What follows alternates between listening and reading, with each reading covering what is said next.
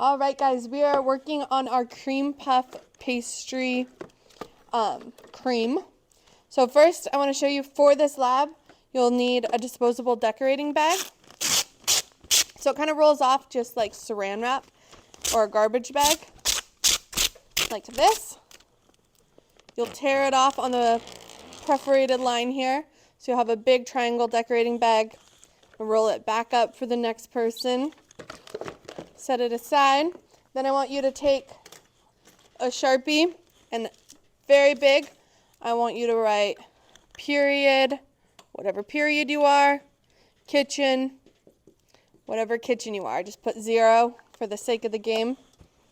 Just like this. So you can see it there. I'm going to show you how to use our tips here. For the first day, we're only going to use this big plastic piece. What you're going to do, open up your bag like this. Kind of shake it down in there as far as it will go. Just like this. And we're just going to set it aside for now. Tomorrow we're going to cut it. When we cut it, we'll put this tip over it and then put a ring over it to start, but I'll show you that later. For now, I just want you to leave it there. Do not cut it yet because it needs to sit in the fridge for a bit. All right, so now we're going to get started with our recipe. Put these to the side. Our recipe tells us to combine the sugar, eggs, and yolk. So I have 2 large eggs and 1 extra egg yolk in there. I'm going to put it in my bowl. Then I have a ½ cup of sugar. Put this in my bowl. And then I'm going to whisk until I have a foamy texture. So it'll take me about 3 minutes to whisk this up. I'll come back when it's whisked. All right, so our mixture should look something like this. It's nice and foamy, pale in color. But I mean, I really had to sit here and whisk for almost 5 minutes. Take turns getting it to this texture. You have to go this fast. Your arm's gonna hurt, trust me, but you can do it. All right, so for now, I'm just going to set my whisk to the side. I'll need it in just a minute. I'll put it in this bowl so I don't get my counter all dirty. I'm going to take my fine mesh strainer here, place it on my bowl like this. Then I have a ½ cup of cornstarch. I'm going to put through, my strainer right in to my mixture. And I'm going to set this mesh strainer on a different bowl to the side. We don't need it right now, but we will. I'll grab my whisk all this cornstarch in it. As you can see, the powder is going to go kind of all over the place. So we have to be mindful of that. I'm scraping down the sides with my whisk here as I go. And all our recipe says is to combine. Just going to make sure it's nice and combined. And I'm going to leave it be. Now our recipe does tell us that we need to wet this rag. So I'm just going to get it damp, wring it out. We don't want it to be dripping wet. We just want to give our bowl some stability because we're going to go pretty hard at it in a minute. So I'm just going to set it down. It needs to be right here next to my stove. I did this for a reason. And this will give us some stability. Now our recipe tells us combine the milk and salt into a 3-quart saucepan. So I have my milk here, 2 cups. And then I have a ½ teaspoon of kosher salt here. Place these away. Now we don't want to use that same whisk because it has egg mixture on it, and we'll talk about why later. So I'm just going to take a fork, make sure that my salt and my milk are nice and combined here. Then I'm going to put left front, medium heat, so between a 5 and a 6.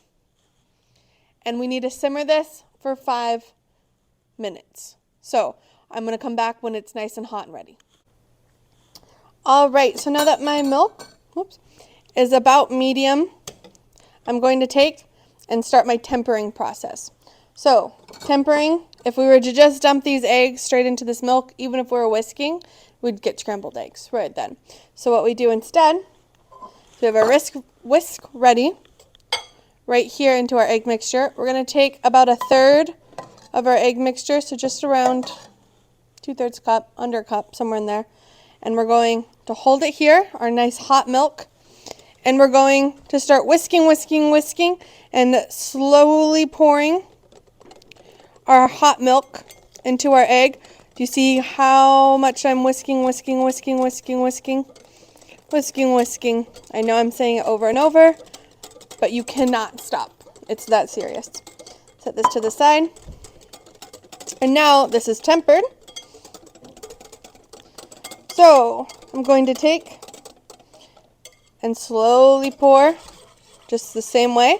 So now my egg mixture is tempered, but we still, now that this egg mixture is being introduced to our milk, we cannot stop whisking until it is off the heat. So we're going to keep whisking. Right there. Now I'm going to grab a hold of my pot lid and whisk, whisk, whisk. In about 2 minutes, this will start to kind of resist me whisking. You'll feel a change in texture. So we'll hold. I cannot stop. Look at my group mate talk. I have to keep going. If I don't keep going, we're going to have scrambled eggs in our cream puff, and you don't want that. So just keep whisking.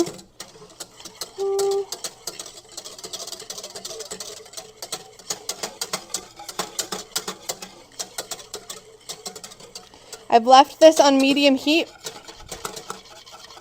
and we're almost to the point where it feels like it's resisting. We're getting close. Our recipe tells us that this should take between 1 and 3 minutes. So we're probably at about a minute right now of continuous whisking. And I'm going to go ahead and say this is probably resisting heat. So I'm going to turn my stove to low, and I'm going to continue to whisk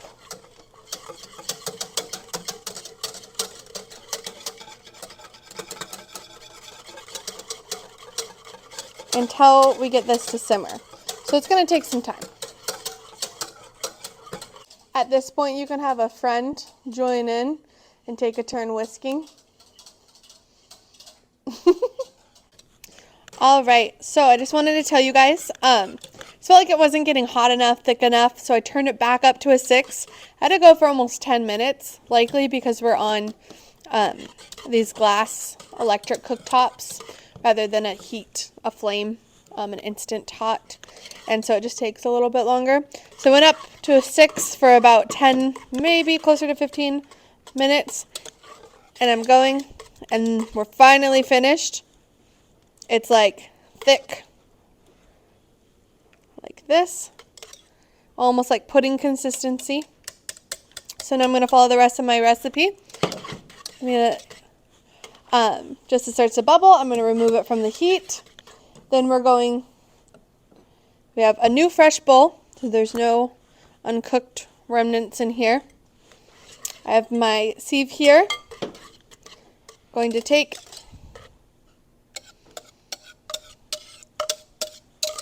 try to get it all out.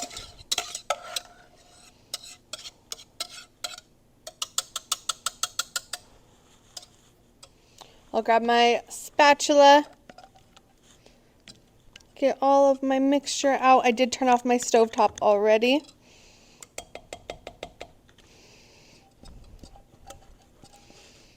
You can kind of see it. It's like pudding.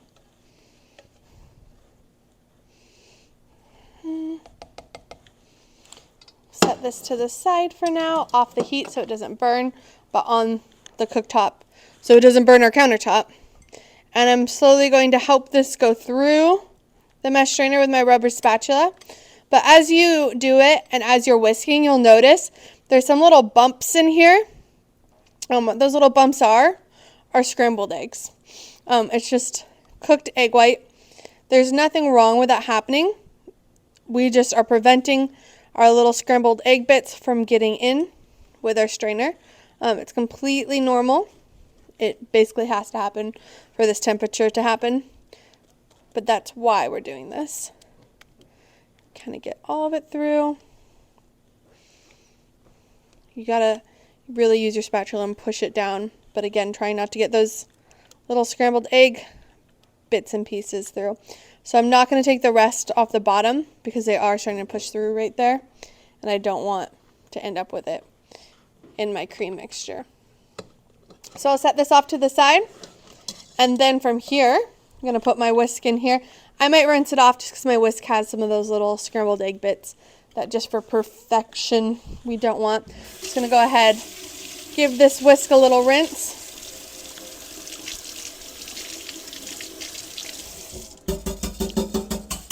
Tap it dry, and then our recipe tells us to take our butter into cubes like this. I'm going to drop it in, melt it, whisk it in. Wait until this butter is fully melted and incorporated before I'm adding, thought it was, but there it is, my next piece. And I'm going to do this all the way through. So I'll come back when I've done all the butter. All right, so I finished off my butter. I'm just going to pour in my vanilla. I'm going to grab it just like this, and as I'm whisking, let's go ahead and pour it in slowly so it's nice and incorporated. Finish getting this all together. We want consistency all throughout our cream. Now I'm done with my whisk. I can put it to the side here.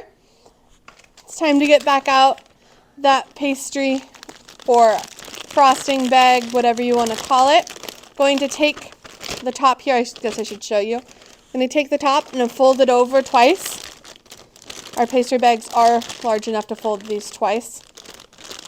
So just for good measure, like this. The reason I'm doing that is so that I don't get the edges of my pastry bag dirty, so it doesn't kind of slip out. Then I'm going to grab, this is easier when you have a partner, but I'm going to grab my spatula here and start putting my mixture in. Once we have a little bit of weight on the bottom like that, I can take my bowl and start to pour it in to my bag.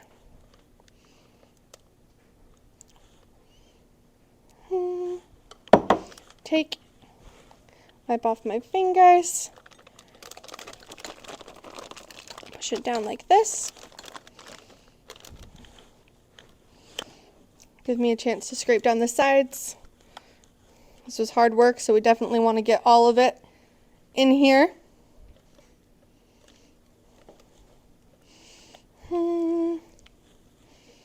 You could use this cream while it is hot and pipe it right in if you had your eclairs or your cream puffs, whatever you're putting this pastry cream into, if you had them ready. But I think that it's a little bit better when it's given a chance to thicken back up in the fridge. And we're waiting for day 2 anyway, so it's a perfect chance for us to cool this overnight, which is why I had you label it. So from here, I'm going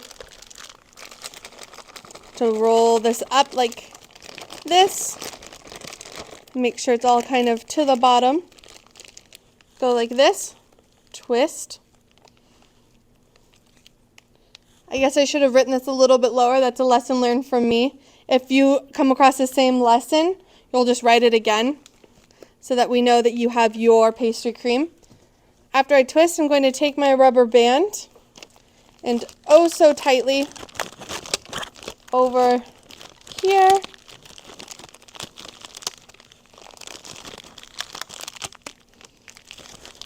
This, seal it off so that it does not spill in our fridge and you can use it tomorrow. One more, just like you would a hair tie on a ponytail. I'm going to take this here, and then I'll have the big bin sitting out. Again, since you can't see my period and kitchen number, I would just ask for the Sharpie again and put period 0, kitchen 0, fill in the blank for yourself for your own kitchen where it's clearly readable. And then I'll have the container out and you'll just put it in just like that. And then we'll wait for tomorrow. I'll put them in the fridge overnight. All right, guys, we're doing our sweet pâte de choux dough. We have a little bit bigger of what we would usually call a frosting tip, but we're using for our dough this time. I'm going to drop it in there just like this. And again, I'm going to take my Sharpie and label it for my group. So I'll put at the bottom, because we've now learned a lesson, period 0, kitchen 0. Whichever is appropriate for you, just like that. And then we'll just set it to the side for now. So on high heat, our recipe tells us to place this on high. We're going to add 1 cup of water. We're going to add our 6 tablespoons of butter.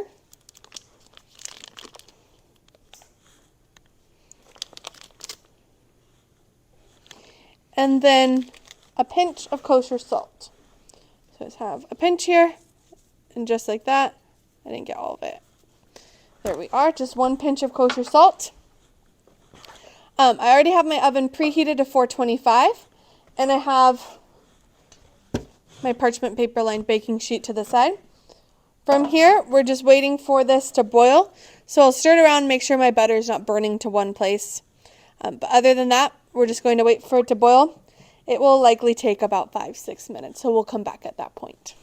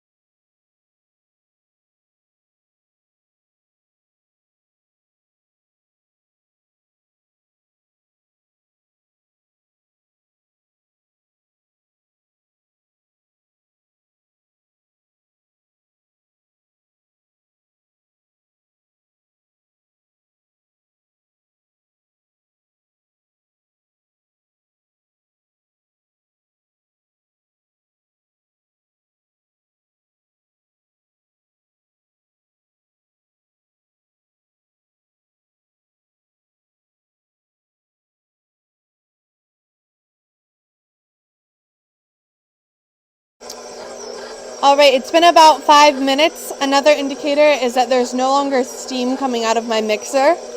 I just want to say that we are oh so lucky to not have to cool this down by hand. These mixers are very nice. So I have 4 eggs pre-cracked. Our recipe tells us that we need to add these one at a time to our mixture, waiting for it to be fully incorporated before we add the next. So I'm going to wait, add a little bit, and then wait a few seconds. We're keeping this on low speed. We're not moving above low speed. And this is going to take some time because this mixture is pretty sticky. So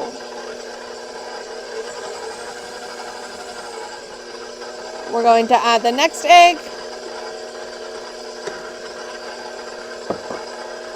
If you feel like maybe it's hard for you to pour one at a time, just crack them one at a time. There's no need to pre-crack them. I just did it to save time. I mise en place before this recipe started. Just going to keep it on low. Add the next egg.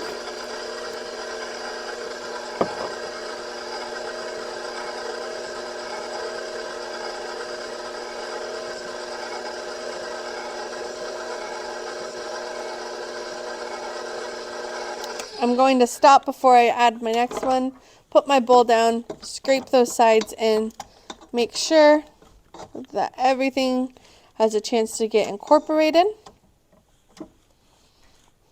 This, back up and on.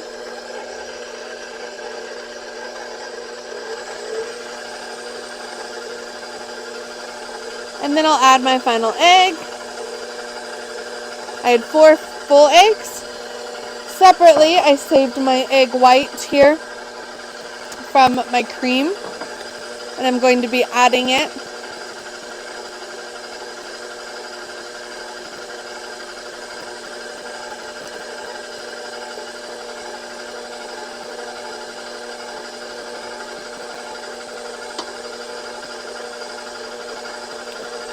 Going to add about half of it and check for consistency. So I'll pause the video here so I can pull this out and show you.